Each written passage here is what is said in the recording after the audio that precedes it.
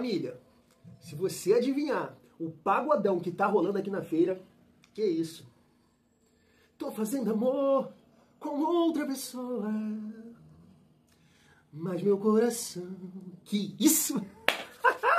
Domingão, família vascaína, Queimados, Rio de Janeiro, Baixada Fluminense. No momento que estou gravando esse vídeo, 12h51. Boa tarde, um excelente domingão para todos nós. Um dia abençoado, né, Bayern?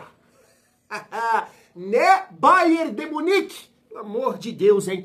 Família, muita resenha aqui pra gente falar do nosso Vascão. Saudade de você, se liga, quero te ver. Finalmente, né? Tá chegando aí o dia. Ou finalmente, né? Tá chegando, tá perto, né, família? Dia 12, logo aí o Vasco volta a jogar contra o Botafogo pelo campeonato brasileiro, mas, né, muita coisa para acontecer, quero dizer, em relação a reforços, já que o Vasco ainda não contratou ninguém. Mas a gente tem uma resenha boa aqui para falar da garotada da base, né? Leandrinho tá voltando, tem também aqui uma informação sobre o David, Estrela, a ESPN também trazendo aqui uma informação sobre o mercado da bola do nosso Vascão, então chega aí que tem muita resenha. Mas assim como a Cazé TV, não tem a Cazé TV, eu sei que a Cazé TV ela não fala exclusivamente do nosso Vascão. Aqui o canal é Vasco em Família. Então tem um ou outro que me cobra. Ô, Tiagão, fala só do Vasco, irmão. Mas nesse vídeo aqui, eu vou fazer um quadro diferente, que é o Vasco em Família TV, onde eu criei esse quadro para permitir o Tiagão a falar sobre outros assuntos. E aí eu deixo pro final do vídeo, já que você, sei lá, não gosta, não quer saber, porque eu acho que é sempre uma boa oportunidade deixar a sua gargalhada com Capelanes. E também quero puxar aqui mais uma resenha em relação ao Botafogo ontem, o desabafo aqui de um botafoguense, porque eu, até eu, tá? Quero pedir aqui desculpas. Se eu já citei aqui o Botafogo como exemplo, porque o Botafogo não é exemplo de nada. De nada! Que time frouxo! Time frouxo ontem, o Botafogo não é exemplo de nada. O Palmeiras é exemplo. Então chega aí que tem muita resenha nesse vídeo. Mas antes, deixa eu te pedir aquela moral. Se não for inscrito aqui no canal Vasco em Família, se inscreve, deixa o like e ativa o sininho para não perder os próximos vídeos. Vamos seguir a nossa resenha. Tá na tela para vocês, ó. Diniz testa jogadores das categorias de base em treinamentos, família. Tá aqui os atletas, ó. Sub-17, Kaique Ferreira, Melim, Feijão e Diego Minetti. Sub-20, Paulinho, Luiz Gustavo, que já contribuiu nessa temporada, Lincoln, Ramon Rick, Bruno Lopes, né, que jogou no início do ano no Carioca, Juninho, muita gente fala bem do Juninho, e GB, que inclusive, né, ficou no banco com o Fernando Diniz no jogo contra o São Paulo. Poxa, excelente notícia, né, família? Essa galera trabalhando aí com o Fernando Diniz.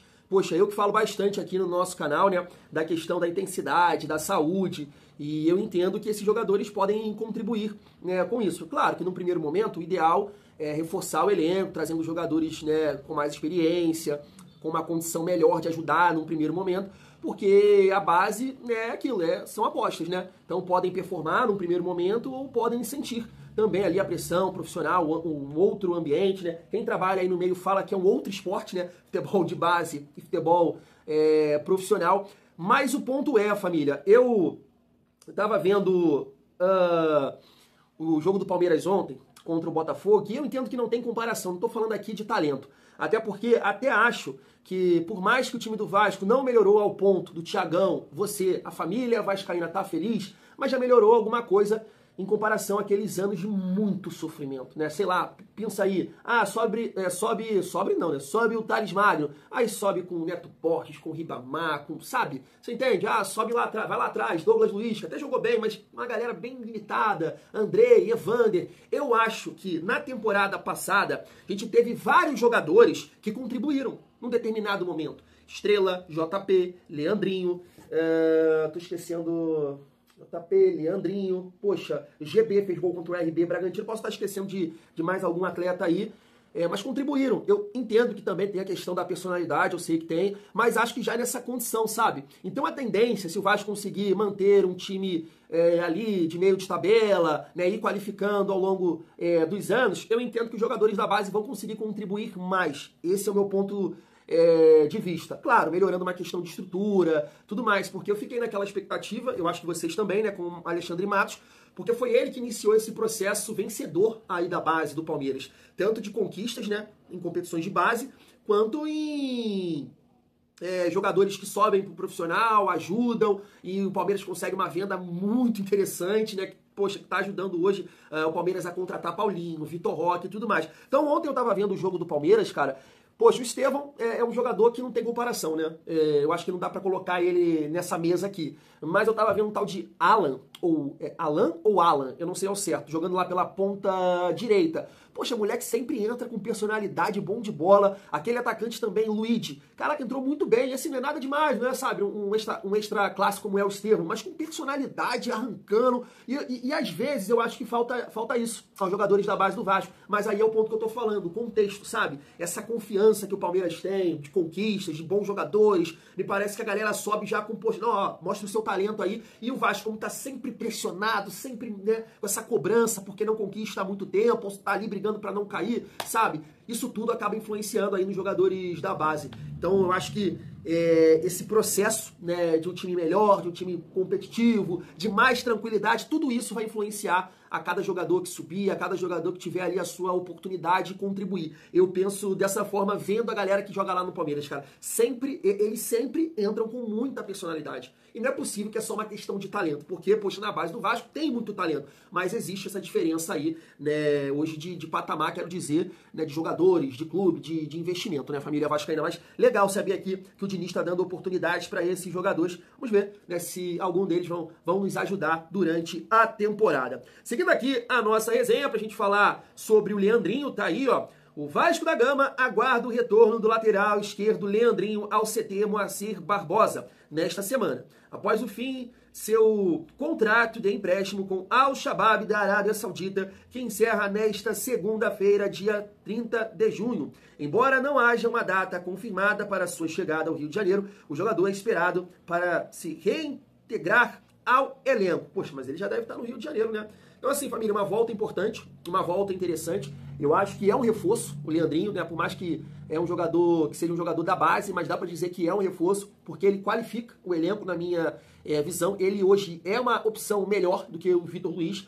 Então acho que vai ajudar. E traz uma outra dinâmica, né? Ali em relação ao Piton. É um jogador de mais força física, de dar tapa na frente, de chegar rápido no fundo. Não tem a qualidade de bater na bola que o Piton tem, mas eu acho que, né, acaba contribuindo com outras características bem interessantes. Então gosto muito aqui do retorno do Leandrinho, família vascaína. Falando agora sobre o Estrela e o David, tá aqui, ó. David e Estrela treinam sem restrições. Os atacantes não, né? Aqui tá errado. O atacante David e o meia Estrela, né? Completaram a primeira semana de treinamentos com o Vasco da Gama após retornarem de lesões na última segunda-feira, 23 de junho, durante a reapresentação do elenco no CT Moacir Barbosa. Então, uma excelente notícia também, inclusive, né? A gente leu uma informação aqui, acho que do Joel Silva, do Colina em Foco, falando do planejamento, né, do Vasco para essa segunda janela, que o Vasco teria desistido de contratar um meia armador, porque tem o Nuno, que pode fazer essa função, o Garré também, e ele cita também, claro, o Estrela, que está retornando aí de lesão. Em relação ao David, é um jogador que você ganha ali, né, para o lado esquerdo.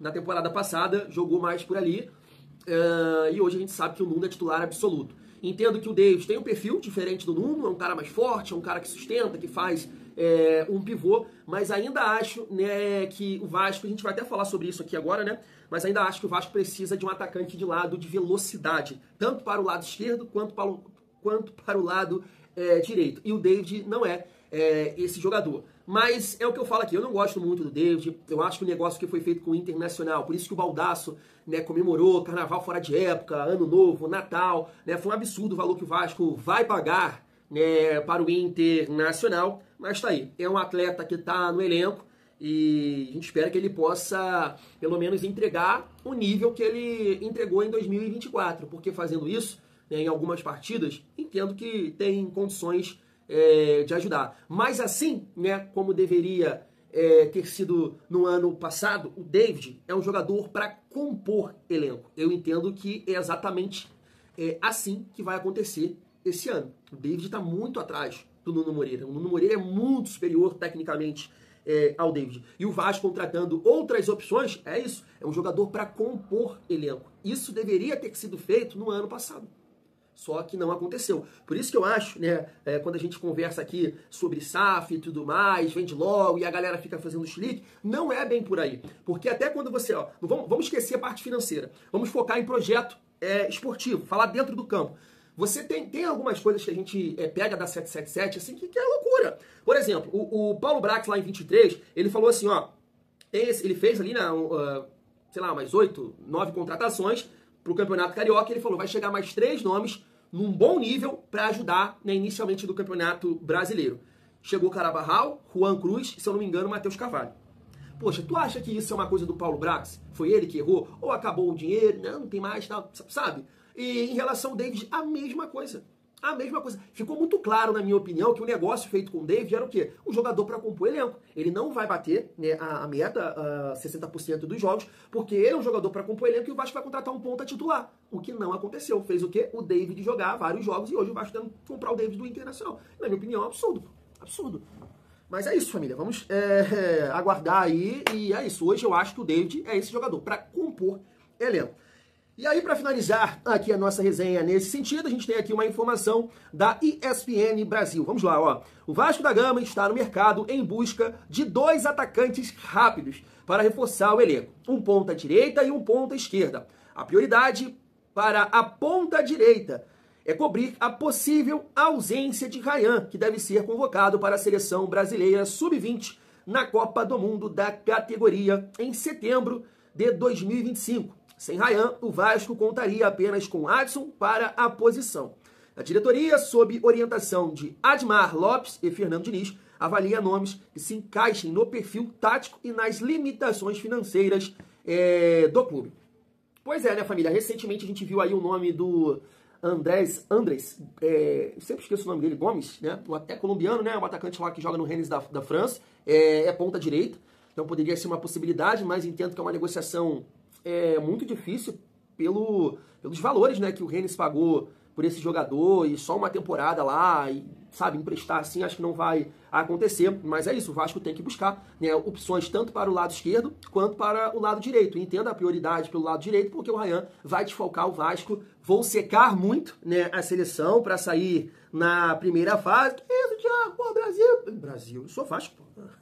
Quando me perguntam a minha nacionalidade, vascaíno. No Brasil, pelo amor de Deus, não assisto um jogo do Brasil, cara. Então eu vou secar muito a seleção brasileira para que o Ryan possa voltar o mais rápido possível, família vascaína. Mas entenda aqui, né, e concordo plenamente, inclusive, né, eu falo isso aqui o tempo todo, que eu contrataria 2 atacantes de lado. Porque, infelizmente, né, o Lloyd é um cara... E o Adson também, um pão com ovo danado, né? Tá sentindo a perna ainda. Aqui não é uma crítica ao Adson, mas é um jogador que hoje não dá pra confiar, sabe? Não tá dando pra confiar. Sei que se vai precisar de mais tempo, o que vai acontecer com o Adson, mas hoje é um jogador que não contribui. Sempre que o Adson entra, é um pão com ovo, toca a bola pro lado, não consegue arrancar, não tem dinâmica, né? Não tá bem fisicamente. A realidade é essa. Então o Vasco, de fato, família, tem que buscar essas opções aí no mercado. Vale destacar aqui rapidamente sobre o Brian Rodrigues. Eu estou vendo aqui, né, estava vendo essa informação do Lineker, dizendo que 2 times aqui no Brasil estão buscando aí informações sobre o Brian, que é o Santos e o Palmeiras. Dessa forma, o Vasco deu um passo para trás nas negociações, mas também estava acompanhando detetives vascaínos, que entrou em contato com o empresário do jogador e disse que nesse momento o Vasco não fez nenhum contato, né? Contato foram feitos no início da temporada, mas nesse momento não. O que não descarta a possibilidade do Vasco tentar a contratação do atleta. Foi o que ele disse lá, mas nesse momento não teve nada de concreto. Vamos lá, agora vamos voltar à negociação, tem um tempo para... Não teve nada nesse sentido. O que bate, né, família, com aquela resenha, que eu não lembro a fonte agora, né, dizendo que estava tendo um debate, uma discussão em relação a esse nome, porque é um jogador que joga na função do Nuno, e o Nuno hoje é muito titular, vale esse investimento de 50 milhões pelo Brian Rodrigues, e parece que é o que o América do México está pedindo, na minha opinião, Não vale. Poxa, se eu tivesse esse valor e ainda mais o clube, sei lá, aceitando parcelar, eu tentaria a contratação de jogador rápido, um ponta rápido. Bom, é isso. Porque o Brian é muito parecido com o Nuno Moreira. E aí, família, a gente finaliza aqui as notícias do nosso Vascão. E agora, aquele quadro que eu falei pra vocês, Vasco em Família TV. Pra gente rir um pouco aqui do Capelanes, que inclusive, né, o ex-Vasco da Gama, Maicon, ajudou, contribuiu na vitória de ontem do Coritiba. E também quero pegar um corte aqui do Botafoguense falando da frouxidão do Botafogo ontem, família. Se liga só. Meu Deus do céu, é inacreditável o que o Atlético é capaz de fazer. Assim, em casa, com mais de 40 mil na arquibancada. Vocês tiveram todo esse tempo pra treinar, pra fazerem isso aí. Os fios aqui presos também. Rota do Atlético. É inacreditável, rapaziada. Olha, velho, de verdade, mano, de verdade, olha. Eu não quero visualização, eu não quero like, eu não quero que se inscreva, não precisa fazer nada, nada. Eu tô aqui em respeito a quem espera o conteúdo, quem quer debater, quer entender por que o Atlético é essa porcaria. Essa piada. Pessoal, você que é pai, você que é mãe, vovó, tia, tio, tirem as crianças da sala. Eu não quero você que tem menos de 18 anos acompanhando o conteúdo de hoje. Eu não quero. Por favor, eu não quero. Porque eu sou um cara que eu tento o máximo possível, onde quer que eu vá, se é podcast, se é jogo aberto, é Rádio Bandeirantes, é aqui no canal, eu tento não falar palavrão. Sempre, tem que manter a postura. Mas como manter a postura com esses caras aí? Alguém me explica, mano. Não, até você, Odair. Até você. Odair. Hoje, Odair, aqui está um cara que acha que você tem que ter tempo, que você é um cara bom, que você nos últimos jogos organizou, o Atlético era um catado. Mas hoje você fez cocôzinho e sentou em cima! Pô, não é possível, cara! Não é possível! O mundo sabia que com a escalação... Tô até sem ar. Com a escalação que você começou o jogo, irmão, os caras são mais pesados que eu, velho! Os caras não têm a menor condição física de jogar. Você quer colocar um ataque com Juliano, com Patrick e com Kardec. Contra um adversário que, se você colocar velocidade, com uma dupla de zaga pesada como é, o Jaci e o Maicon. Meu Deus, você quis ir pro confronto, pro choque, a gente tem jogador leve. Pô, olha só quando colocou o Leozinho. Demorou pra colocar, demorou pra tirar a linha de 3 zagueiros, demorou pra mexer no time, demorou pra armar! Se vocês me perguntarem... Que bom ver o Capelanes assim, eu resumi esse jogo de hoje com uma palavra, tá? Eu não quero que os palmeirenses, tá, que vêm aqui, não quero que vocês entendam que eu tô menosprezando a vitória de vocês, não. Vocês foram merecedores, tá? Vocês foram merecedores. Mas vergonha, tá?